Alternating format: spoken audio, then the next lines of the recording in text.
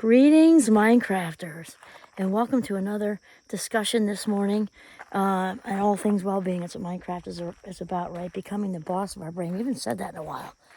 And that is what it's about, so it's a good reminder because thoughts come first and feelings come second. Actions and behavior last. So basically, what we're saying is changing our thinking literally change our lives because it dictates how we feel. Thoughts dictate how we feel.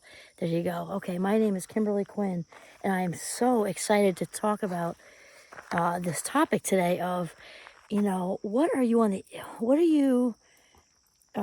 influenced by? What are you under the influence of? Okay, that implies all sorts of things, which this could be turned into that, but that's not what we're talking about today. We're not talking about anything like that. We're talking about, again, you could turn into that.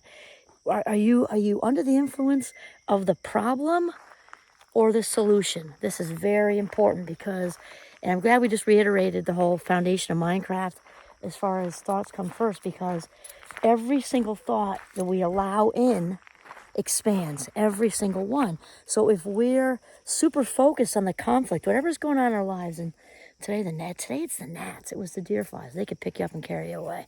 They're total carnivores, which I can appreciate, but I just don't like them when it's me, or a little G, Say hi, G. Giovanni. So anyway, okay, so the conflict or the problem or the solution, and so many times we've got something going on in our heads. It might be something huge, or it might just be, workplace politics kind of stuff that just has it's a thief of, we're going to get into, I think, a video on that soon, but especially workplace politics just can really get into that, and like we just play them, like we just hit replay over and over and over. It's like when you click that repeat loop on a video and you forget, and it's like back, especially if you've ever played the shorts, the little short ones, it just keeps going. That could be used as a form of torture, I think, for, just because it just hurts your head after maybe a minute. So, but we do that to ourselves when we have a conflict, at work, in the workplace or home or whatever, and we just tend to focus on it, which means we're actually making whatever it is bigger by the second. And I'm thinking of, I was inspired this morning and yesterday. Anyway, one of those two or both. By Abraham Hicks. She's one of my teachers also. Be gone. She's one of my teachers also. I don't listen to her quite as much, but as you know, I think I go in jags. So look at this. We're right by, this is Beaver Pond number 1. And then when I go up a ways, there's another one. And then there's actually, I found a third one way back there the other day when we were back there in bear country. But here, this is a good example. Whittled nicely by a beaver. Okay, it's your average stick. Giovanni's he sees it and he wants it now. So when we focus, so we've really got two ends of the stick, and this is coming from Abraham Hicks. It's a really good analogy. So one end is the conflict end, that's this end, let's say, and one end is the solution end, that's this end. So really, and I don't really, I usually use polarized type of examples because they normally don't exist in reality. And of course there is the in-between in the middle. However, when we hand somebody a stick, it's like, which one are you taking? Are you holding the conflict end or the solution end? Because that is what we focus on. Gee, come here.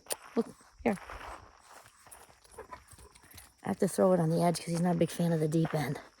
He's not aware of his genes, that he's a retriever. He's into the shallow end. He likes to wade. So anyway, when we're focused on when we're influenced by the conflict end, we're not even able to take it because we're just replaying. It expands, it gets bigger, bigger, bigger. Whereas when we use our mental discipline, which is not easy when that's ripping through over and over and over again. Brain loves patterns, getting stronger and stronger and stronger and stronger. The solution, therefore, has no room to get in.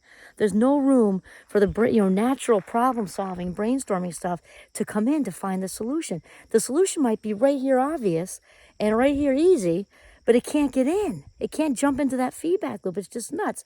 And we don't want, what's the other thing I wanted to say about?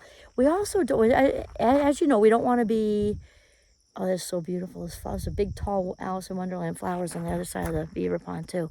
We also don't want to be outcome-based. We've talked about that.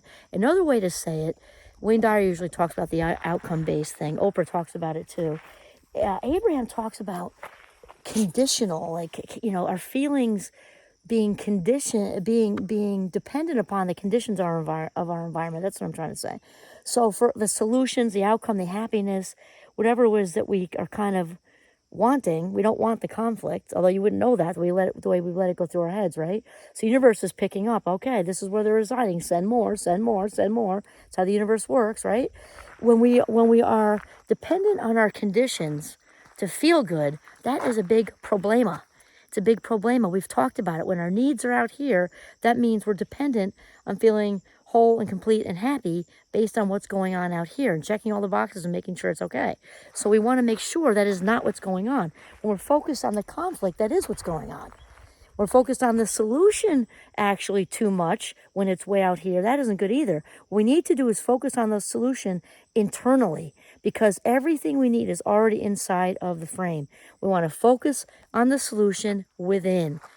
We win from within, right, Jay? Yeah. We win from within. What was the other thing I wanted to say? Oh, okay, here's another example. I feel like she just said this to me this morning. An example of this might be, I think most of us can understand this. Somebody might, let's say in a particular day, has done a lot for another person. And nobody's saying either one of these people are bad people. They're good people. One person maybe went out of her way to help someone. Let's just say at work. It doesn't really matter, with the PTO or whatever, fill in the blank. She helped and helped and helped and feels like, oh, I should be appreciated by this person. I should be appreciated by this person. Obviously, that's all out here. It's what we're talking about. That's also ego-driven. The need for appreciation is ego-driven. When we're inside our authentic frame, doing the backstroke in our authenticity, it doesn't mean appreciation doesn't feel good, but we don't need it and we don't go looking for it, right? So right there is the first part of the whole issue. And then the other thing is, when we get so wrapped into, oh, they're not appreciating me, realize that even at a certain point, even if they wanted to appreciate you, they couldn't, because it ain't going to get in. When we have all that feedback loop going on, wrapped around the conflict, which in this example is the need to be appreciated, they couldn't get that message in if they wanted to. Okay, so there's kind of different layers going on here. We're just going to repeat so that it's super clear. I'm big on clarity. I'm big on clarity anyway, being neurodivergent, although neurotypicals, I'm sure, quite certain, would benefit from clarity as well. So here's the whole thing.